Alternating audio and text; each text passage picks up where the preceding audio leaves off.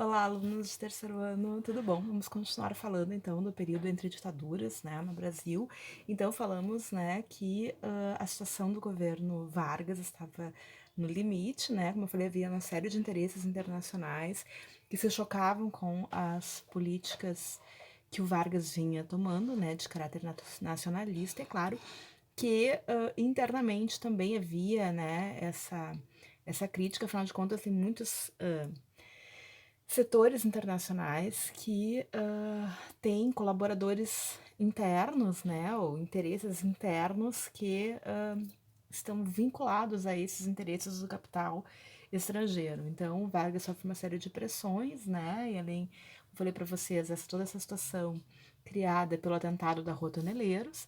O Vargas tinha, né, batido o martelo que ele só sairia do Catete, que é o Palácio Catete era, então, lembrando que naquele período o governo federal, né, a capital federal era o Rio de Janeiro, o Palácio do Catete fica no Rio de Janeiro, que ele só sairia de lá morto, né? Então ele vai acabar então se suicidando em 24 de agosto de 54, né? Então ele vai deixar uma carta testamento, super, nossa, super bem escrita, assim, né? E muito interessante, é um documento que aparece com muita frequência em questões de vestibular, então eu sugiro a vocês que vocês leiam a carta, né?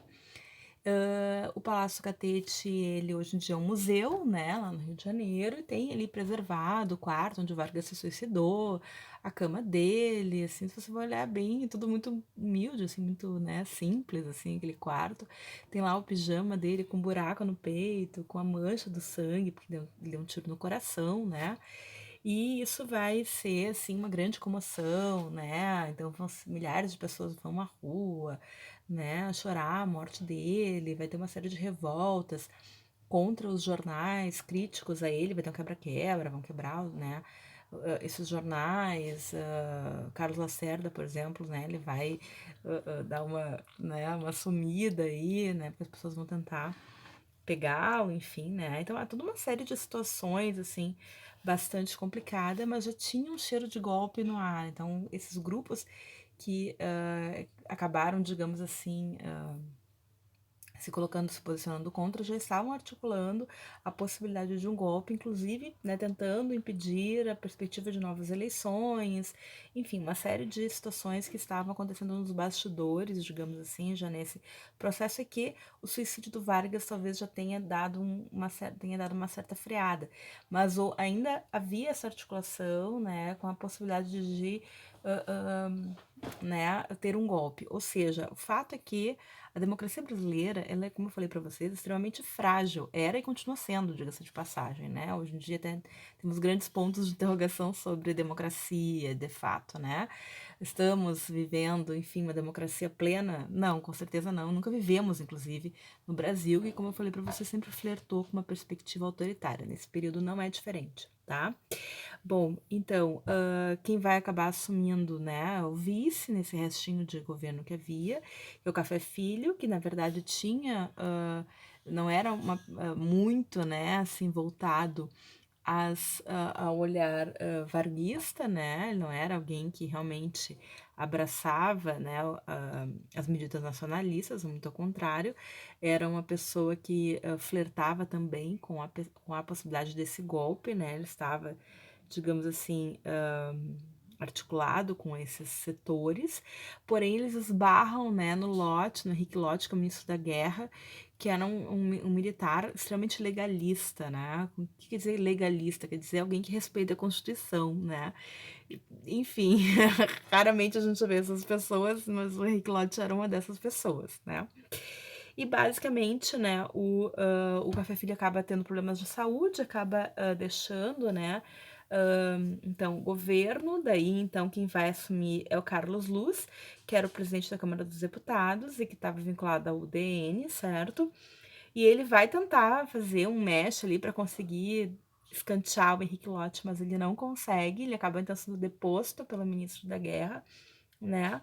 E o cargo, né, acaba sendo entregue ao presidente do Senado, o cargo, né, de presidência, no caso, que é o Nereu Ramos, certo?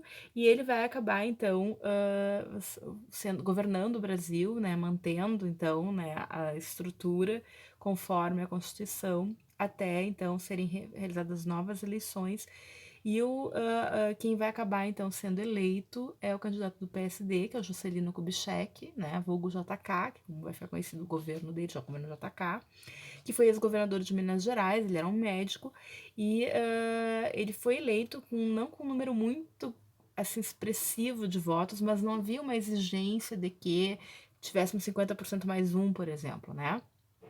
Era quem era o mais votado.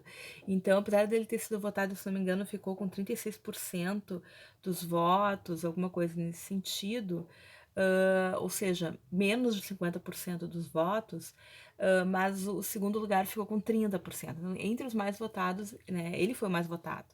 Mas ele não tinha aquela maioria absoluta, mas não se solicitava isso, não estava na Constituição. Então, houve uma tentativa de impedir a posse do JK com esse argumento, mas é um argumento que não era válido, uma vez que não estava a Constituição não previa isso, né? Então, o JK acaba vencendo as eleições de 55, né?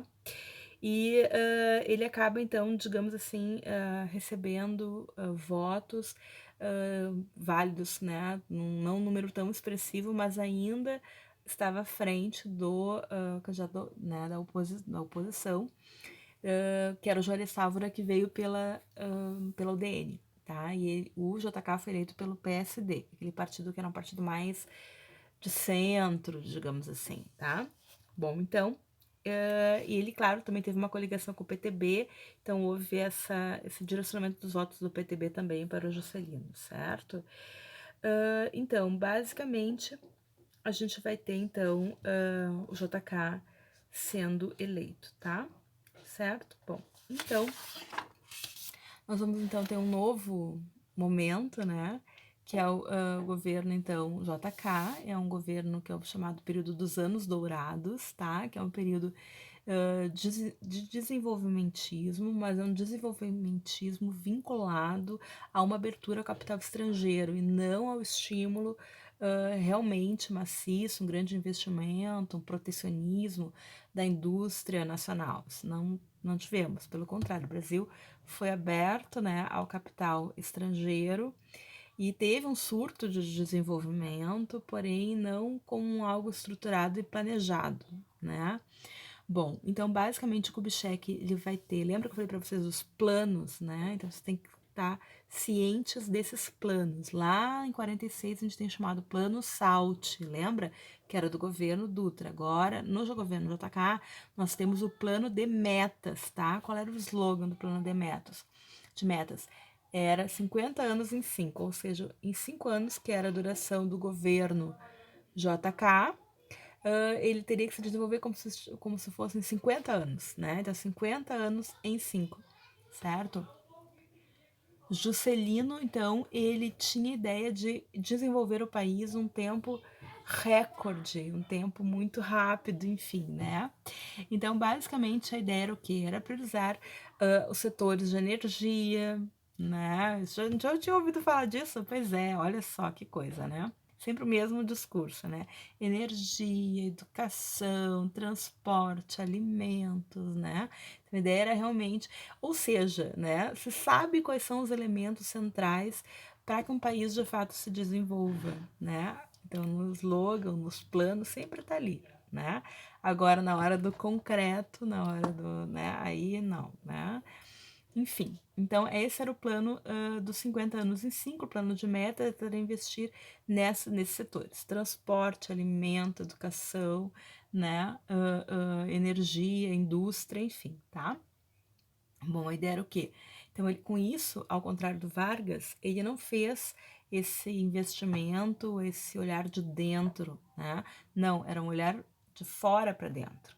Então, se abriu, né, para os capitais e as empresas. Então, esse momento vai ser exatamente um momento de adesão ao capitalismo internacional, né, com mais profundidade, e uma abertura para as multinacionais. Então, grande parte das multinacionais vão chegar nesse momento, principalmente da indústria automobilística, tá?